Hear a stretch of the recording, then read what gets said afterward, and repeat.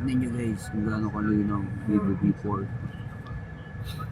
Yan guys, tignan mo sa mata yan, napakadilim na niya. Tignan mo naman, napakalinaw pa rin.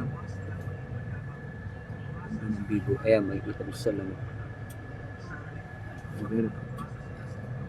Napaganda ang Vivo V40 guys. Back camera niya. Ang vlog talaga.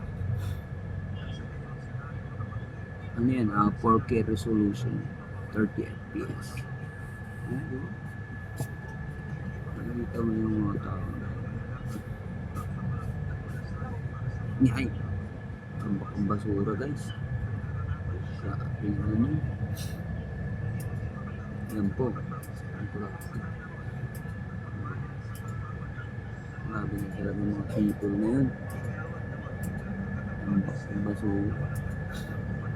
Yun guys, napakita ko sa inyo guys, itong mga nadadaan.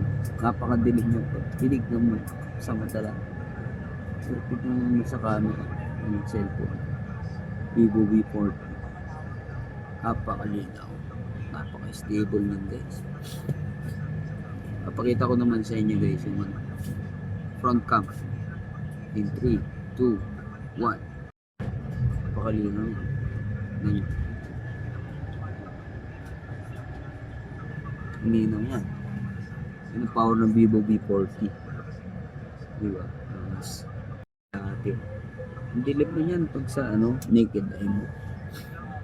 At naman sa camera. Angas. Zoom pa natin yung snip. Yan. Diba?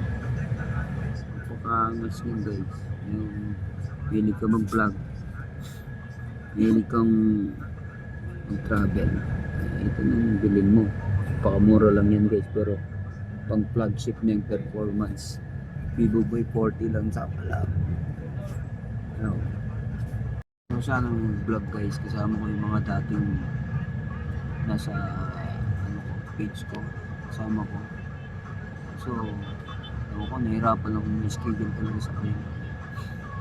So one day maaaya din natin ito mga kailangan kasi natin sumikat para